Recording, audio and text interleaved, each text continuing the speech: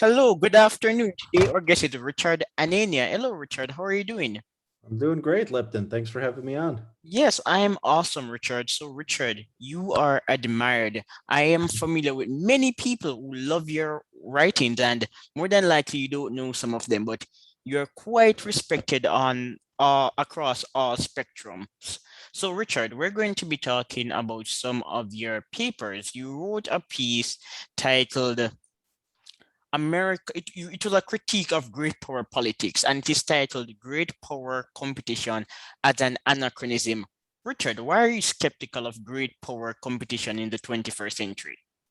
So the most of history, countries when they had rivalries with one another, they were fighting over something, some usually a specific piece of land or territory. So this was why Germany and France had disputes for a long period of time. This is why Japan had disputes with other countries. This is what colonialism was about, and countries were seizing different kinds of territories and encroaching on each other's territories and trying to match what other countries were getting. So this was great. This was the historical context of great power competition. Now, when people talk about it today, they're usually using the same language to talk about, say, the U.S. relationship with Russia or the U.S. relationship with China. We don't have any border disputes with Russia and China. There's no colonialization. There's investment and there's trade, and that depends on the consent of other countries. But we're using basically an outdated model to talk about these things. And there's also human rights concerns and U.S. defense guarantees to countries around Russia and China, and it just doesn't make a lot of sense to use this old framework now.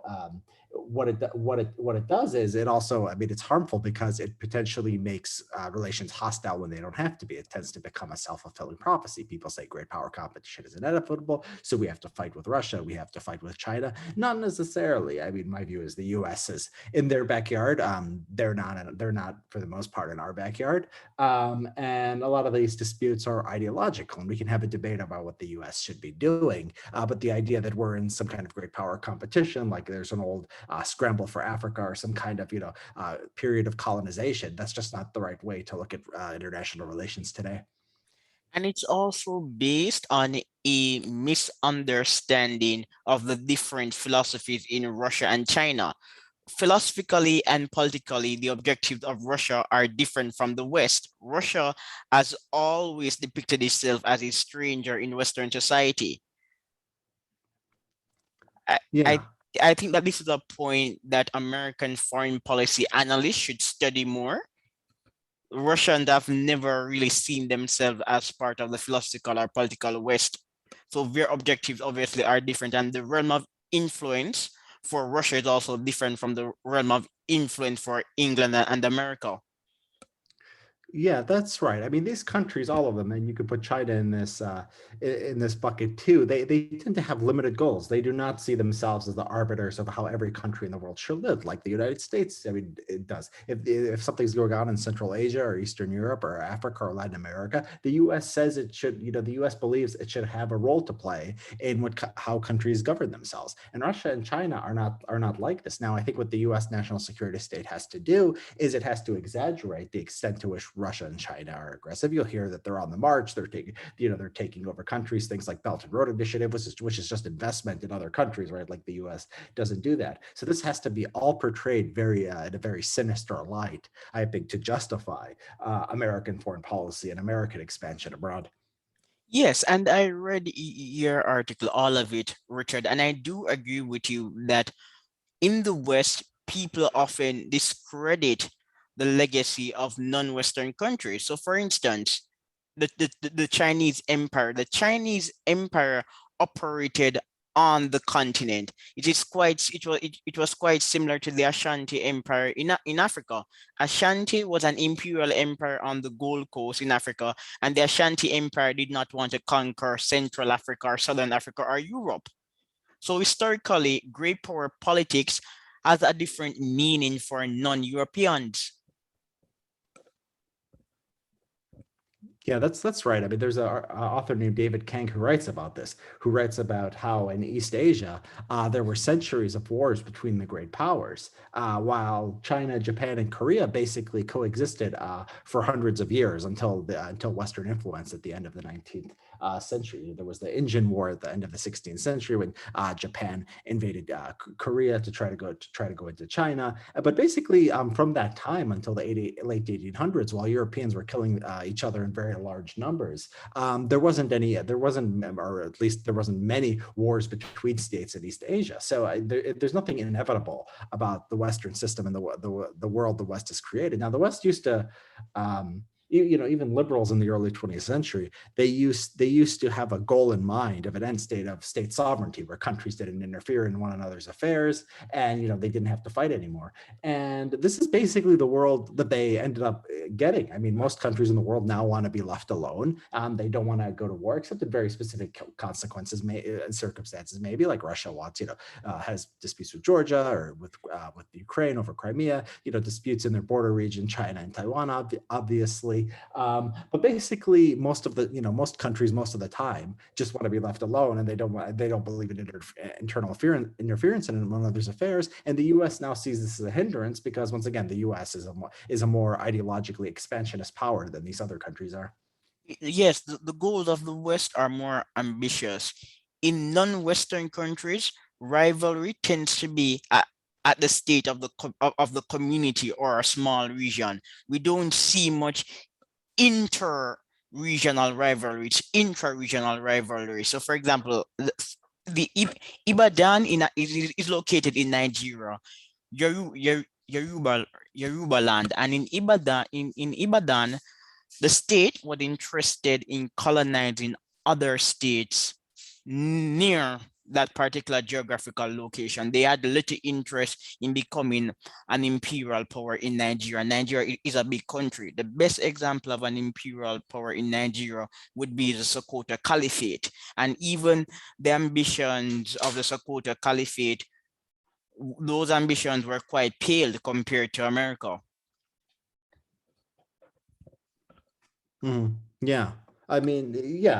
Sometimes, you're right. Sometimes countries can be internally united, but towards, internally focused goals. Like China in the last 40 years, is focused on economic growth. They're still focused on economic growth, but they're also focused on, national greatness. And, there can be a healthy form of competition where, the US and China look at what each other's doing, and each tries to, be the leader in science and technology and economic development. That's healthy.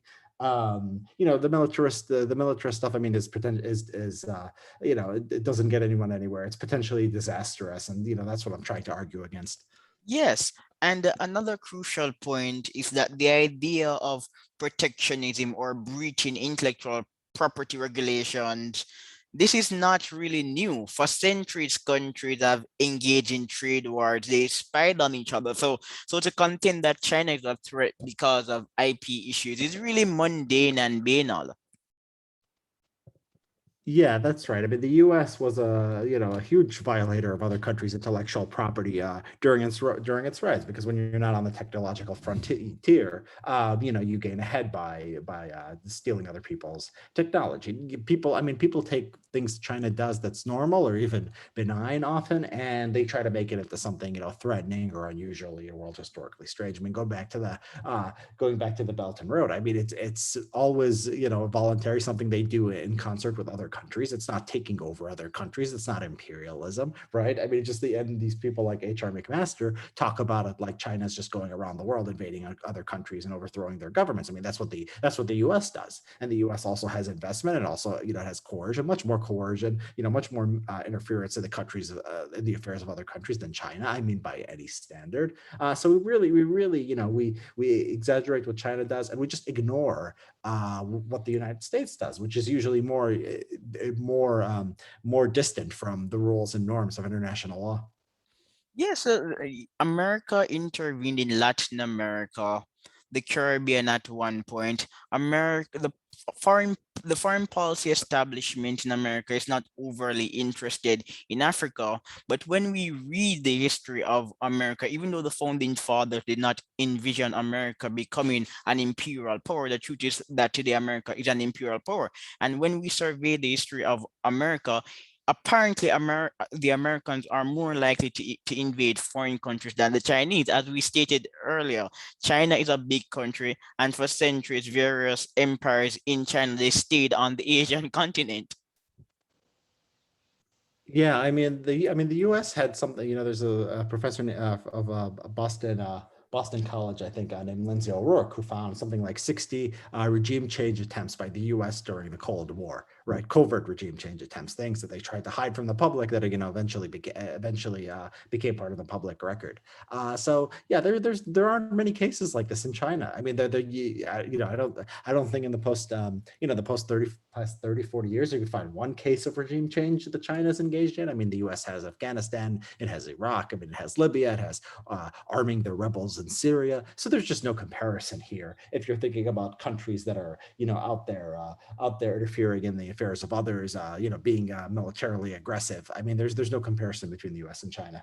China has a non-interventionist policy, and this is why some in the West fear China because Yes. they argue that if China is not activist, then the Chinese state cannot avert corruption in the developing world. So at one point there was an argument that corruption was on the increase in China, sorry, was on the increase in Africa as a result of capital from China.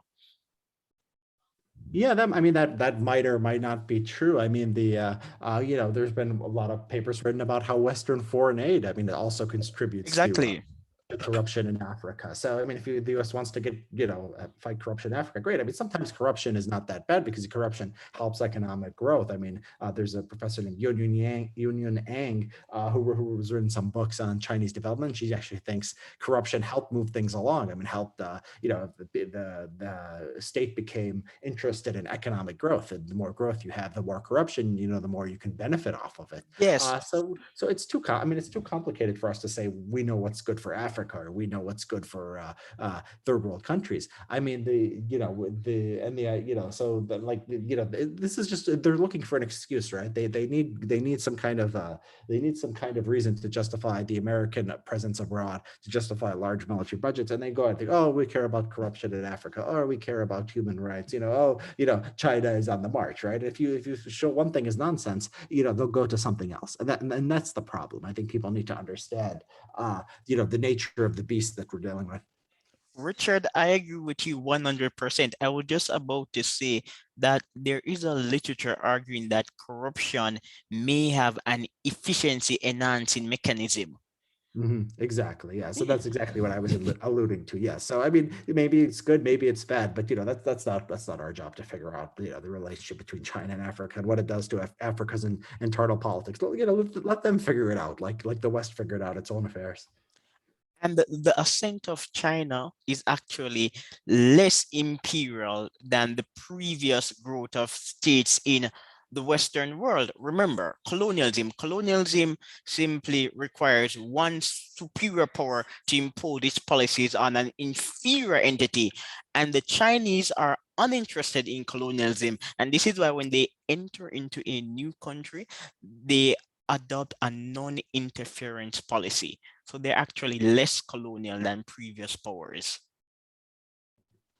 Yeah, that's right. I mean, if you look at like the history of when countries rise to become great powers, I mean, the U.S. with the Monroe Doctrine, said nobody should interfere anywhere in the Western Hemisphere, could claim the Western Hemisphere for itself. Now it goes around like it owns the Middle East. I mean, it considers itself the major player there. And then you look at China, and even if they push their weight around a bit, we're talking about the South China Sea. We're talking about things very close to its borders, and the countries in the region, when they disagree with China, India, Japan. I mean, these are strong states. Russia. These states can push back if China, undertakes any kind of aggression. So yeah, I mean, what China is, anything you could point to that China's doing, either historically, compared to either the U.S., what the U.S. has done, either historically or what the U.S. is doing today. I mean, I don't think we could be morally righteous about these things. I mean, I don't think we are self-righteous about these things. The comparison does not make the U.S. look good, and I think people tend to avoid those comparisons for that reason. Exactly. And if Americans were smart, they would have appreciated the fact that the very presence of America as a superpower is keeping check on the rise of China. The rise of China is greatly resented in the region. So Asian countries are more likely to collaborate with America than with China. Yeah, in some cases, I mean, In some you know, cases, but on sure. average, they're not fond of the right of China. Right. Yeah. Sometimes. I mean, so some guy, it depends on the country. I mean, some are get along better with China than others. I mean, South Korea and China have a pretty good relationship. But I think what they all realize is that China is going to be there, forever. And China is a strong country, and it's going to be the largest and most important country in the region. So I mean, trade is expanding. I mean, the countries aren't really investing crazy amounts in their own defense, which indicates that they're not that scared. So whatever issues, there doesn't seem to be much of a need or demand for American management of these issues. Now, something like Taiwan, they want American defense because American defense is their only hope of, I think, maintaining their independence in the long run. And I think if you'll defend a country forever and not ask anything of it, sure, countries will take that. So South Korea is not kicking out the U.S., but it's also welcoming Chinese trade and even welcoming Huawei, and it's not, it's disagreeing with the U.S. on many things,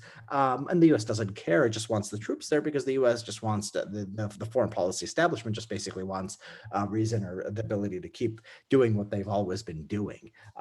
So yes, I mean we just think we know better than every problem of every region in the world. And if anything, we don't know what we're doing, and we know less than these people, especially when it comes to their own affairs. Should America scale back its presence in Asia and why? You say, could it? No, should it? Yes, I think so. I mean, I think that yeah, look, the U.S. is not going to Taiwan does not matter for the U.S. People talk about the chips, the silicon, the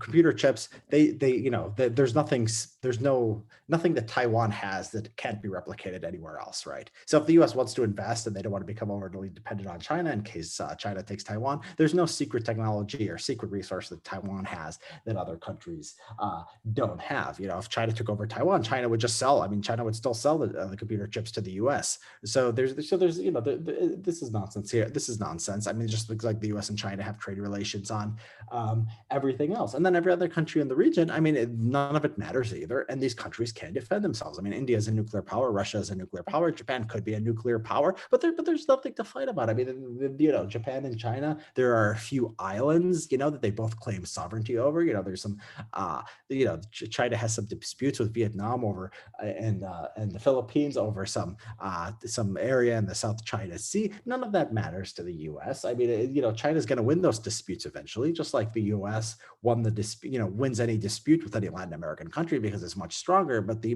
U.S. is more willing to use force against countries than China has been. The U.S. Actually, recently they tried to extradite a former defense minister in Mexico. This is its ally, right? Accusing him of being involved in the drug trade. So the United States really does these outrageous things, kidnapping the leaders of other countries. China has never shown any inclination to do that, so maybe it won't get its way in South Asia. But I think we Americans have to focus on American foreign policy in the ways it's been bad for the United States and bad for the world. And I don't think there's no reason to have defense guarantees in East Asia, and there's no real reason for us to be there militarily. Exactly. And I, as someone who is in favor of Western hegemony, let's be real, there will be an hegemonical power, and today this power is in America, and I prefer American rule to Chinese rule. But I do agree with you that that Americans don't need to be busybodies. Look at the issue. Look at the historical conflict between Japan and South Korea, for instance. The Japanese and the South Koreans may be having a problem, but this will not ignite World War III. The problem is related to reparations and how the South Koreans were treated during World War II. But this will not inflame real tensions in the region. Countries have differences all the time, and we don't see them escalating into warfare. Yeah, I mean, I think countries real. I mean, once when you get the most warfare is when borders are uncertain, right? So after and decolonization, when there are new states created, there are all these disputes over, who controls what. And with China, all the things they talk about potentially being, being something that could lead to war, it's always a border dispute. Now, the U.S. doesn't have border disputes because it just enforces its will, right? There's no Mexico, and anybody in Latin America, they know that they're not gonna disagree, they're not gonna challenge the United States. So the U.S. has just, conclusively settled basically every took land from Mexico, it's and then it, settled, is quote unquote settled and claimed hegemony over the entire Western Hemisphere. And so, but most of the time, what are you going to go to? What are you going to go to war for? I mean, what is China gonna, what is China gonna do? Take over Japan? I mean, that would be a huge pain. That would, kill a lot of people. That they would have no legitimacy. It would be hard to rule.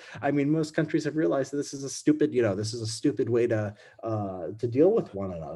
Except the U.S., which stays in Afghanistan forever, tries to remake society in its own image, and then of course, it leaves embarrassed, and then the same people, the Taliban, who was there before, ends up reclaiming power again.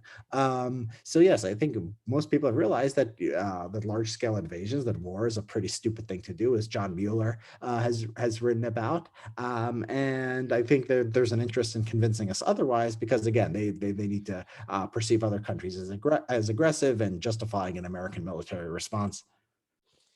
You're correct again. Thank you. Yes, we're agreeing a lot. Japan became an imperial power quite recently in history. Japan is an ancient civilization. 1,000 years ago, the Japanese did not want to become an imperial power, and today they are not going to venture on the road to imperialism because it is expensive and infeasible. Imperialism in Japan in the 20th century was driven by the desire to salivate Japan's ego and to rebuild its reputation. So in Yeah, a that's sense, it's really a blip. Yeah, that's right. And also, they were just sort of conforming to what the West was doing, right? They saw this is how countries behaved when they became powerful. They went off and they took off, other countries and formed colonies and grabbed new territories. So they were assimilating to the international system, just like they assimilated by adopting Western economics, the economic systems, and and technology after the Meiji Restoration. So yeah, they were assimilating, I think, into the Western norm, and then pretty quickly after 1945, they went back to the historical norm of being an inwardly focused country. I'm afraid what happens with China is if we keep talking like this great power competition, we're going to be rivals through cities crap. China is going to assimilate to that. They're going to say, okay, this is how great powers are supposed to behave. Like, this is what the U.S. is basically teaching us, and we're going to behave like that because they keep saying that this is normal and natural, and this is what happens when countries are rising and falling. I think it's very dangerous. I think we should be happy that China has been internally focused, that it doesn't have any militarily hegemonic ambitions. It never has, even under the craziest period of the Maoist Oh, era. exactly. It was mostly focused on itself. So we should be happy with that, and we should stop trying to make them into something else, because it benefits certain interest within the United States. The response of Americans to the rise of China is laughable, Richard. International relations experts are literally writing papers with titles like, "Why are the Chinese yet to develop a perspective to explain international relations?" The Chinese are not that interested in global imperialism.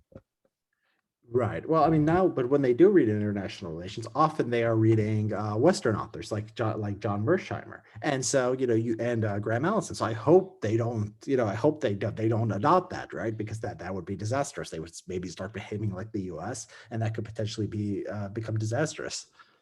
Yeah, yes, the Chinese, it appears that they're being influenced by political realism as enunciated by Western writers. Yes. And the realists, I mean, are good on some things like the Middle East wars. They tended to oppose those, but they also tend to believe in great power competition, if not with Like Russia. Graham Allison, he's a big Yeah. believer in great power politics. Exactly. I have a paper critiquing Graham Allison that'll be out before long. So exactly, yeah, Mersheimer too. I mean, it's a common perspective, though. Even though usually they don't consider Russia that scary because it's not as powerful, and they'll often be scared of China, and they'll say, we have to do more to check China, which is dangerous, which is not something I agree with, even though I do agree with realists on some things.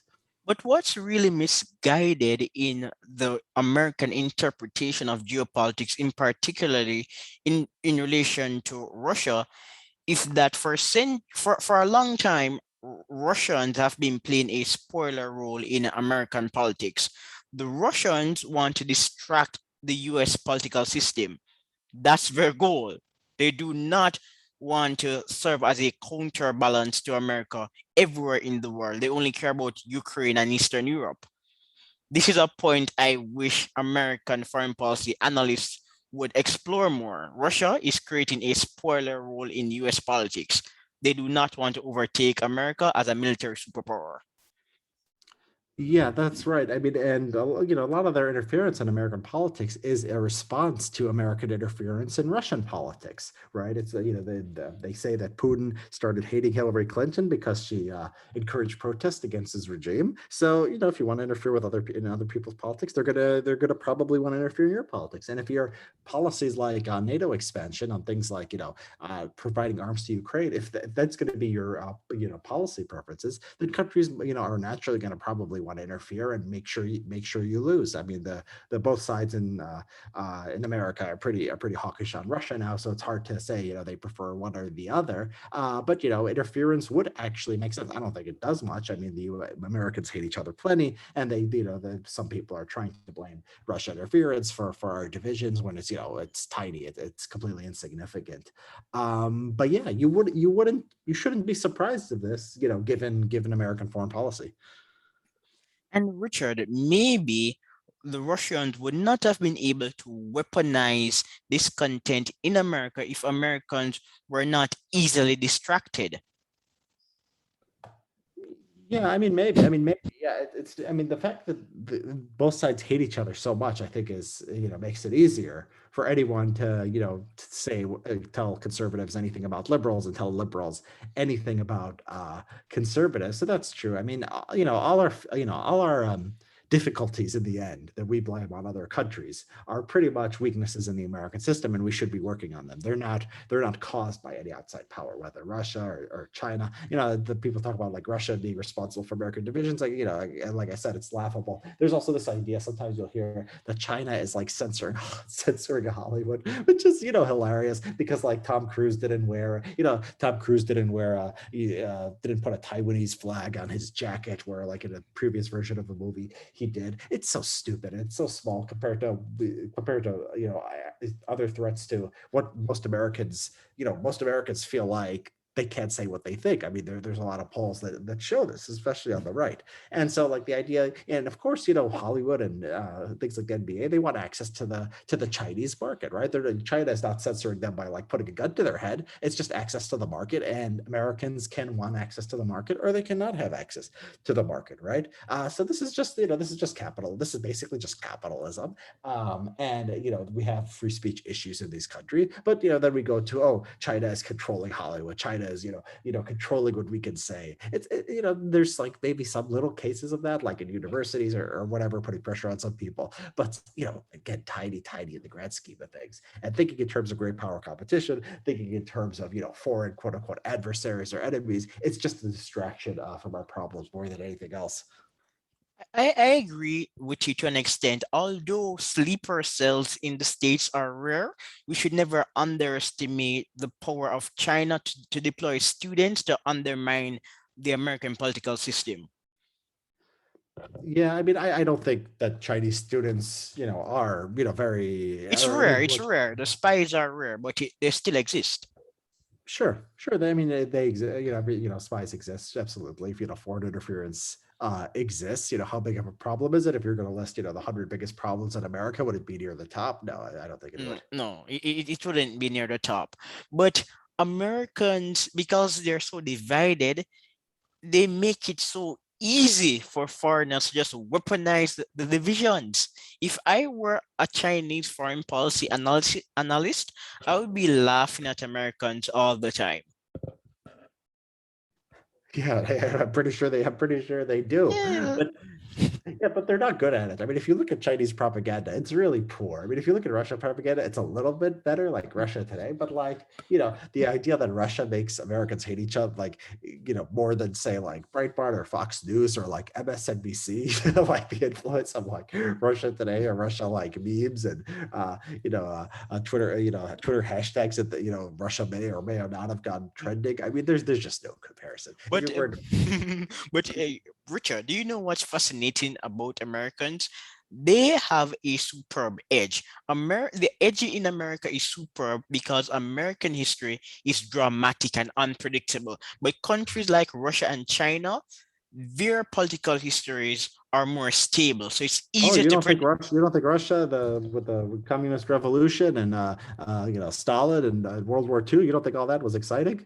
It's exciting. It is exciting, but we do know that the Russians and the Chinese, they have a certain order. America is the most individualistic of countries in the West.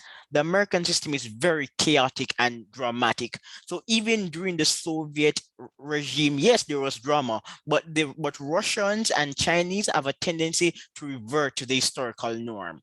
Not so in America. Yeah, I think so. I think that their sort of sphere of influence was determined, a very long time ago, right? And Russia and China right now are not at their peak of historical territory. There have been periods where they've been bigger. China, by a much briefer period.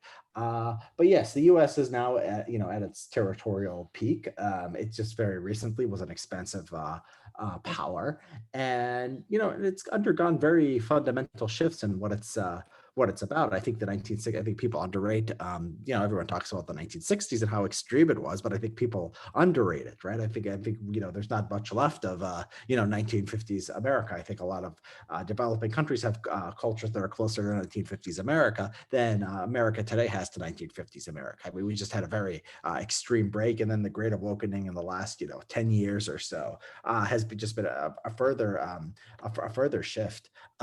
So yeah, I mean, I think that there's a restlessness in America. I think you're right, and I think that ever since World War II, after World War II, we told ourselves a story, and then with about America always being on the side of liberty, the North and Lincoln beating the South, and then World War I, and then World War II, and then the Cold War, and then the Soviet Union collapses, right? And we've been looking for that meaning. We want more enemies so we can continue to be the good guys, right? So we exaggerated Islamic extremism. We said this is World War IV. This is the greatest threat of our time, and it really wasn't. I mean, it was a small problem. It wasn't going to take over the world or fundamentally change American life. Our reaction to terrorism changed American life. Through the security measures, through all the spending, through all the people we've lost in wars. Through the TSA and the security theater and making life, new government bureaucracies. It was our reaction that was harmful, and now we're looking for something else, right? And we're looking for Chinese global domination. That's going to be the great. This is going to be the great crusade that's going to bring Americans together. Unfortunately, it's a losing battle because we're not gonna, we don't have control over what happens in China. We're not going to reform China. China is going to have more of a say in its own region, and I don't think Americans are going to come together to fight China anyway. We're more interested in our internal divisions. We're becoming a sort of a normal country like that, but there is that that tendency to sort of play with fire at the elite level. Republicans and Democrats in Congress, very united. American people, I don't think they think about China all that much. But when the elites are united, they can do things, and they can move the public in a certain direction. So we'll see. I just hope this hope for this need for new meaning and a new crusade doesn't take us in a dangerous direction. And the Americans have been studying the Chinese and the Russians for a long time. I won't say that America has been studying Russia and China for a longer period, but what I do know is that in China, people are becoming a little bit more receptive to learning Western traditions. Yeah. Well, you're saying they're more. Yeah, I don't A know. little They're bit. When I say receptive, in other words, they're reading Western philosophers to gain insight into Western culture to destroy the yeah. West from a geopolitical standpoint. But Americans have been reading Chinese and Russian literature and philosophy for a long time. So America America is in the court. She shouldn't be so scared. Yeah, I mean, one thing, I mean, what Russia and China both did was they realized the American economic system was better than communism. So with Deng's reforms, beginning in 1978, where China moved to a more free market system, and the Soviet Union, which more dramatically, tried to reform and then collapsed, they basically both China and Russia said that capitalism is correct, and they invited Western experts, and they took advice from them, and that was the right thing to do. I think there's been Russia used at one point adopted trying to import the American political system, and that didn't work so well in the 1990s. So there's been a turn away from it. There's a turn away from this hyper liberalism, this mass democracy, this sort of very sort of coercive egalitarianism that the American regime now represents. And so there's been a move away from that, and China has become, as they've seen, they've grown while the U.S. has stagnated a bit, and they've, made all these scientific and technological, and so they made all this social progress. They're becoming more and more confident that there's something wrong with the American system. They were looking at the riots in summer 2020 after George Floyd. They were looking at January 6th. They're looking at our broken political system, our inability to handle basic problems, and they're feeling more and more confident about about their place in the world and their right to rule. And the U.S. Has been, and the U.S. has not been willing to think that there's anything, that Russia or China can teach them. It's basically, we are good, we are a democracy, we have the right values, and the other people don't, and they need to become like us. We don't look at the fact that Russia now has a lower murder rate than the U.S. That would have been unthinkable 20 years ago. What's going on? China has an order of magnitude murder rate below us. China, has the best performing schools in the world according to the PISA. And people say there's something wrong with that data. I don't think there is anything wrong with that data. It's selective, but it's still so high. It represents something real going on. And the number of patents and the innovation of the Chinese economy, the U.S. economy is still very innovative at the top levels. Are the best 5G American. and semiconductors, America still has the edge. Sure, it's industry by industry, right? So it's on software, China on a lot of things it can match or surpass the U.S. On electric vehicles. It's coming up on biotech. It's a little bit behind, but China's still a middle income country. All the other countries that are leaders in this stuff are the high income countries. So what China's doing is very very impressive, and we should we can't duplicate it or everything China has done. But we should realize that, some things we're just really, really bad at. And our political system has been failing in a lot of ways. And, we blame others for our problems, or we deflect and try to say that they're aggressing on other countries rather than deal with our own issues. Well, Richard, unfortunately, I'm going to puncture your optimism in relation to China. China's optimism is a bit mistaken, or should I say misplaced. America is a democratic country and democracies are messy. So the cracks in the democratic system are just reflective of broader democratic trend. What we need to study is how democracies respond to crises over several years. And based on the data that I have surveyed, democracies are more adept at responding to crises than authoritarian states. So the Chinese don't really have the last laugh. Yeah, we'll see what happens. I mean, we should be learning from history and from what other countries are doing. I mean, the last few crises, I mean, COVID-19, China, has done a lot better than the US. So there are some, crises where you could point to counter examples of that. But there are many different kinds of democracy, right? So the US, in the early 20th century was a different kind of democracy than it is now. The system in Japan, for example, is considered a democracy, but decade after decade, the same party stays in power and never loses power. And Just we've like gone Singapore. Yeah, exactly. And we call that, we call Japan a fully democratic country. And there's massive differences. And some liberals think that America is not really a democracy because of the Electoral College and because the Senate gives an advantage to Republicans. So what's real democracy, what's not. I like to think in terms of what works or what doesn't. And we should be thinking in terms of what's consistent with American history and American culture, and thinking about reforms. But I think something is clearly not working. I don't think the U.S. is just oh, it's democracy is messy. Yeah, that's true. But I think like things like the breakdown in our inner cities. What's happening in San Francisco, the murder rate that was already And high by Portland.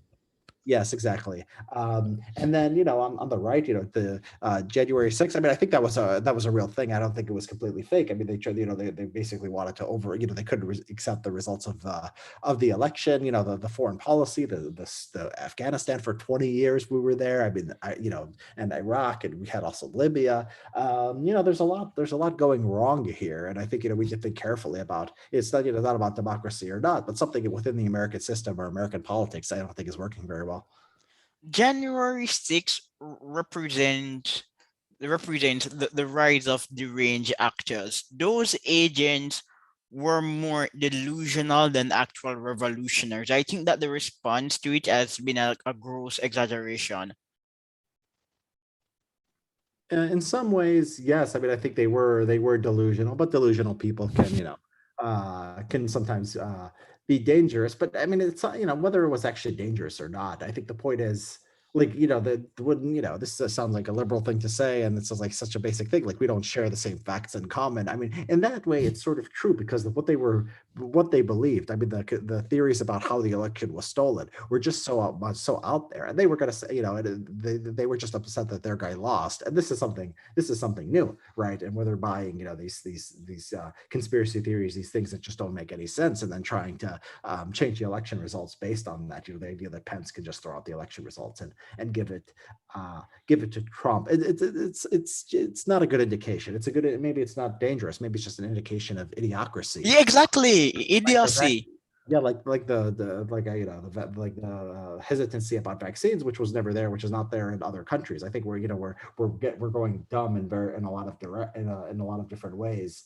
But yeah, I mean, to me, it's not so much about the dangerousness of January 6th rather than what it reflects about our political culture.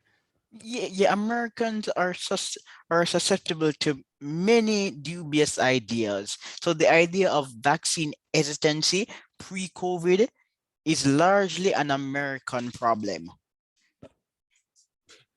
Yeah, I don't know if that's. I mean, there was like there was a high. I've seen high rates of anti-vax sentiment in like France, for example, Yeah. even before COVID. So it's not uniquely American. I think in America we have more politicians willing to be nice to the anti-vaxxers and like make them, like give them special rights, making them subject to anti-discrimination laws, right? I think Republicans are fundraising now over anti-vaccine mandates. It's fine to say you're anti-mandate, you're not anti-vax, but when you're saying private companies, have to accept unvaccinated people, then you've moved into the realm, I think, of being anti-vax, to be you're for coercion now in favor of the people who refuse to get vaccinated.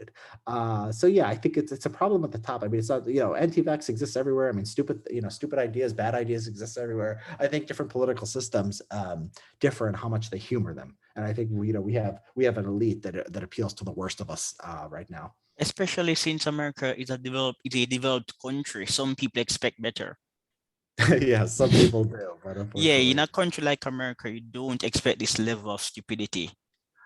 Yeah, unfortunately, you're right, and other countries I mean, they're like they're democracies, but they don't have many of the same problems. I think the way that the Nordic countries have handled COVID-19, they accepted the vaccine and they moved on with their lives. They didn't stay with the non-pharmaceutical interventions. They basically lifted them all. They never masked children. The UK, is more similar to that than the US with more in terms of lockdowns, but not masking children, at least like we do in the US.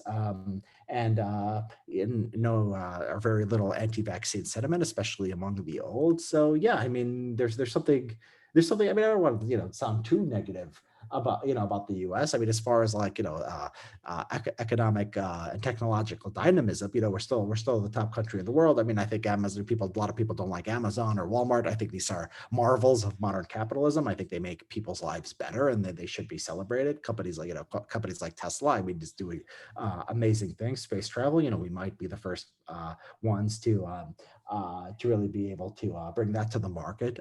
So there's really cool stuff going on the top. At the same time, all this cool stuff is happening in Silicon Valley, and there's poop on the streets, right? It's Yes, really and just I'm really irritated at the reality of nurturing the BLM riots. So there's an argument saying that most of those individuals were peaceful protesters, but the data showed that the rioters were largely in BLM. Someone affiliated to the Federalists did the study, and I think that the figure is over 90%.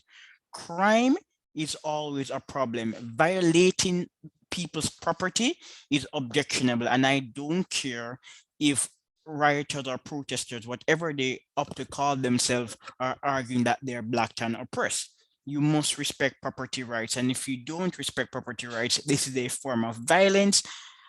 And the assault by BLM rioters in some parts of America was not a summer of love. Black businesses suffered.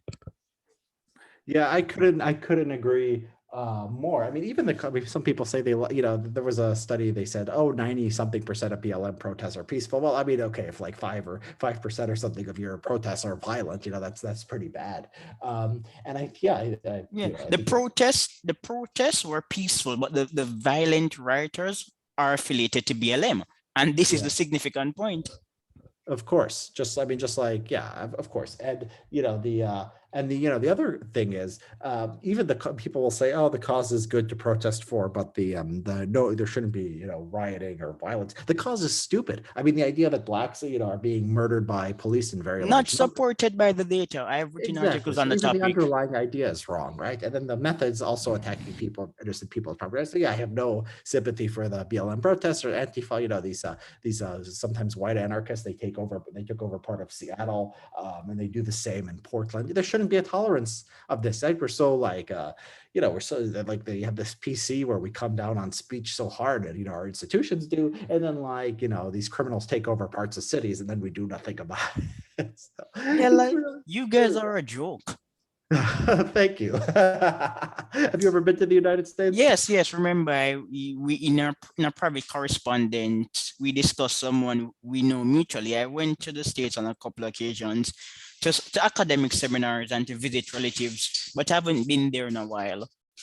Okay, great. Yeah. So yeah, I mean, yeah, it must be a fun place to it must be a fun place to visit. But yeah, when you live here, you're intimately familiar with all the craziness.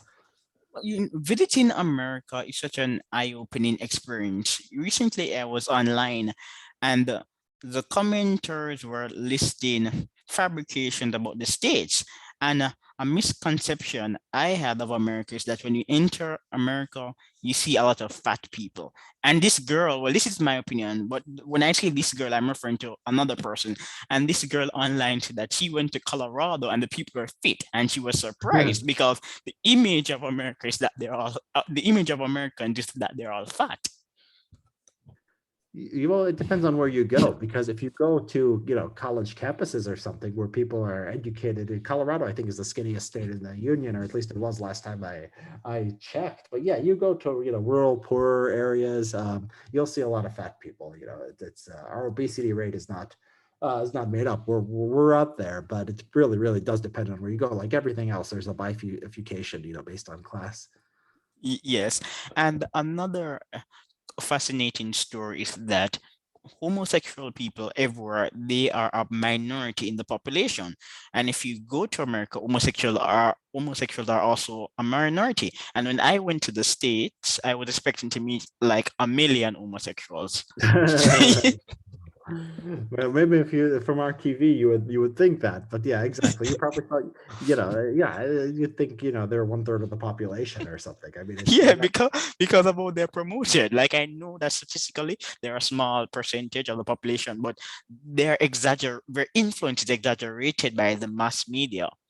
Yeah, been the last 10, 15 years. There's just been first with gay and then towards trans. There's just been a real upset, and they've gotten everything they wanted. I mean, there's gay marriage now. There's even anti-discrimination laws, which the Supreme Court put in force, which I don't agree with because I think they infringe on freedom. But that's neither here nor there. They got it. They got everything, and nobody can talk about And Dave Chappelle, they just want to cancel everyone Yes. who says anything against them. So, like, what are they still angry about? What are they still fighting for? Well, it's a movement, I think driven in large extent by mental illness and the Yes, con. you're right. So Edward Dutton has done some research on the topic, and Baron Cohen also has a paper. There's a relationship between some psychopathic traits and transitioning. I'm not saying that all people who want to transition are suffering from psychological problems, but researchers do observe a link. Yeah, I've seen data like that. Yeah, unquestionably, it's true. Yeah, and back to the Chappelle story. I'm just laughing, and let me tell you why I'm laughing. I'm laughing at the feminist because for years the feminists discredited the notion of sex differences, but with the advent of the transgender movement, a man who identifies as a woman can become entitled to a gender quota. So feminists are upset that men are stealing their privileges. Yeah, And it's but I just mean, funny. It's really hilarious because for years they downplayed sex differences. yeah, it's funny. I mean, because you'll see like these first woman who did this or that, and it's often a man who transitioned to being a woman. Yeah, I mean it's so illogical. They tell you there's no differences between men and women, and then they say somebody knows they're trans because they grew up and they like dresses and they were a boy and they like dresses and they like dolls. Well, wait a minute, you're telling me girls naturally like dresses and they naturally like dolls and they're different than men, but we're not supposed to think that, but at the same time that's a sign that somebody is trans, so it's very incoherent and strange, but that's that's what we're required to believe. Yeah, and according to the studies, historically, when men act effeminately like women, usually they become gay men. They don't transition. So maybe if some of the young men today were around in 1980s, they would have been gay men. Yeah, I think that's true, and I think there's more even on the female to male. There's even more extreme cases. It's not even that they started out very masculine. It's often just a social contagion. So we've seen this before. Exactly, social contagion. Yes. That lady Lisa Lichtman of Brown, Yeah, exactly. rapid onset gender dysphoria, that's what she termed it. And I agree with her. There are people who legitimately want to transition. So Johnny could be a man and he wants to become Jane. For whatever reason, he wants to transition. And after making the change, he remains as Jane for 50 years. And there are others who transition to virtue signal or to relate to their social groups. Yeah, right, exactly. Yeah, they are. I think it's people are conformists. People will undertake trends. So there was a gothic trend when I was a kid.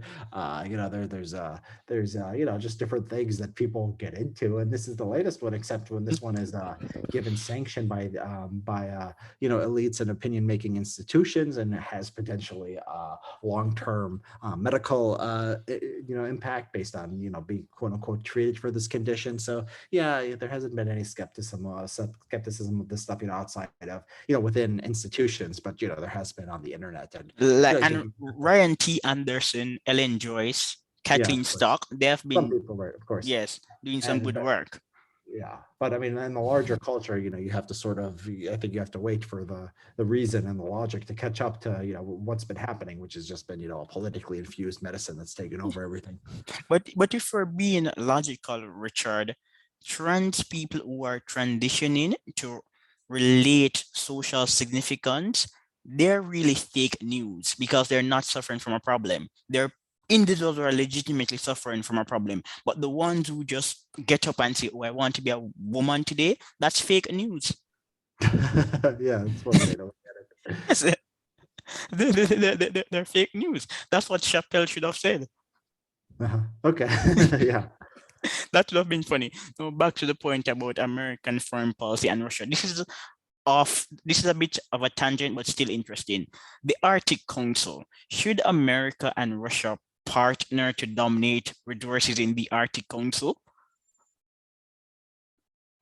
I mean, you know, the premise here is that Russia wants to join up with the US because they see some kind of, you know, I mean, it's the US that they see as wanting to basically overthrow the government. I mean, that basically wants to get rid of Putin, that wants, you know, that has all these disputes over Ukraine. And yeah, I mean, so the question is, you know, what is, you know, I think that Russia, I think has, you know, I think Russia, the relationship with China is more interested in forming a closer alliance than China is. But I think they both sort of see that the US, because of its concern with the internal affairs of other nations, is the long term threat. And I don't think we're even capable of that kind of realignment. I mean, we have a domestic politics where if you say anything, you know, like you imply anything that you're not going to be tough on Putin or you're not going to be tough on Xi Jinping, you know, your opponents are going to shout you down. The foreign policy establishment is going to turn against you. So, you know, I think it's even like a mistake to like ask the question, can the US or should the US, maybe we could ask should, but, you know, can the US do this or, you know,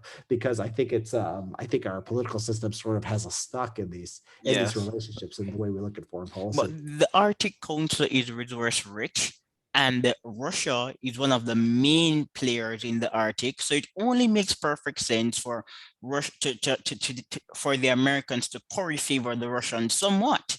You And how don't does want a how's China gonna get the well, why do they think China is taking over the Arctic? I mean, it has a long way to go to get to the Arctic. but yeah, exactly. From a long-term perspective, the Arctic Council is resource rich, and I see the potential. So if I were the states, I would contain Russia and be a friend at the same time. Yeah. Well, I mean, yeah, I mean, I get, yeah, I mean, that's, I think, right. I mean, you can, you know, if countries show aggression, right, towards you, I mean, that's rational to fight back against, right? I mean, to have endless ambition to, you know, change their society or, you know, be involved in every dispute, you know, that's obviously not reasonable. Oh, and now we will briefly talk about your second paper, Worse Than Nothing, Why US Intervention Made Government Atrocities More Likely in Syria. Why, Richard?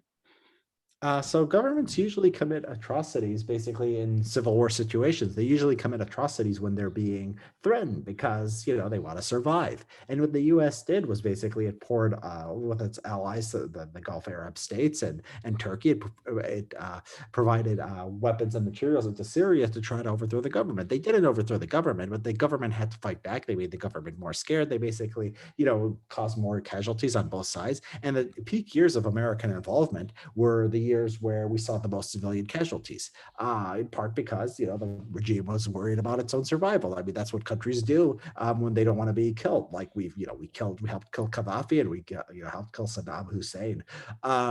So, you know, it's a, you know, rational response. If you were concerned about human rights, the first thing you do is, you know, don't start civil wars. You should be trying to end civil wars, if anything. But, you know, there were protests in Syria and there were in the Middle Eastern countries, and we took protests and, you know, relatively small scale disturbances and lit countries on fire. Right in Libya, this was by you know, bombing the government and getting rid of it. In Syria, by sanctioning the government, trying to weaken it, putting in flushing the country with arms. And it was just worse for civilians. It was worse, you know, for the government, and it's just, you know, it's just really, really an unfortunate, tragic thing.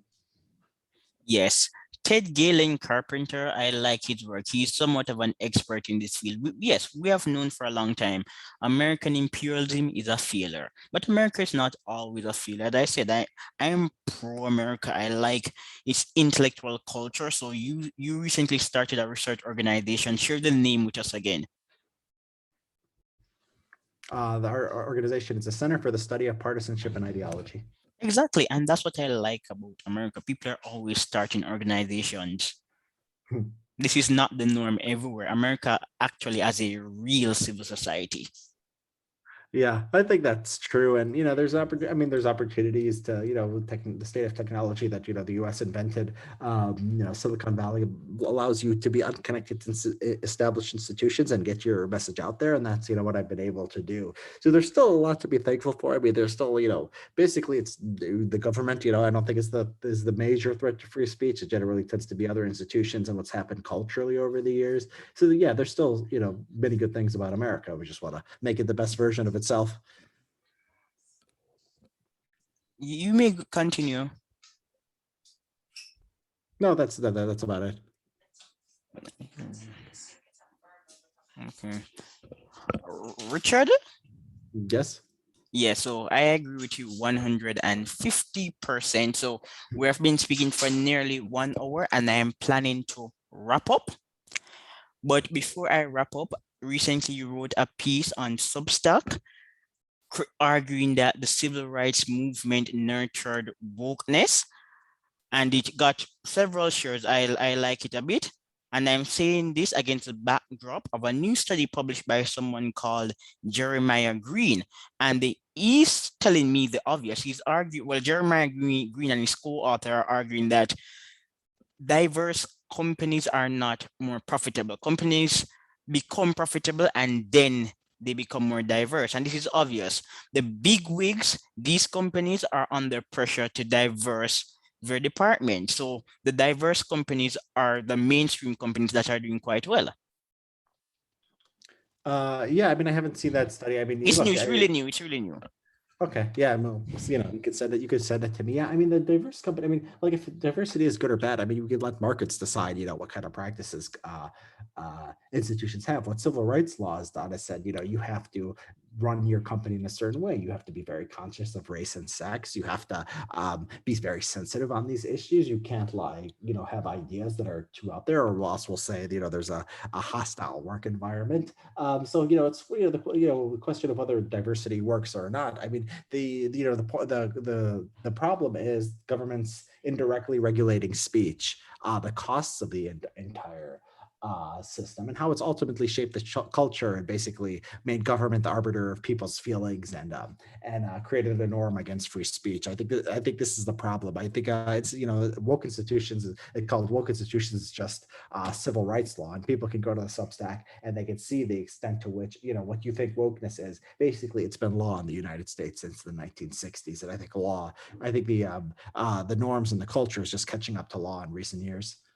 Oh, and Richard, lastly, I think we should stop talking about CRT. It's infuriating. About who? CRT, critical race theory. It's really Yeah, infuriating. It's not going anywhere. it's a shorthand. I mean, it's a shorthand for things that people are uncomfortable with, which is the trend, which is wokeness, which is real. I'm fine with banning it. Government schools, I mean, they should listen. They should be told what to do about politicians. I don't think there should be government schools. Actually, Or, I think public education is a major problem. But if yeah, there I is going to be a agree. public education, you should purge the bad ideas, right? I think that there's no problem with Or that. better yet, Richard, don't ban CRT, make it more balanced. So, for example, recommend books like Slavery in the Muslim World, Slavery and Slaving in Africa. Teach students that slavery is universal but was abolished by the West.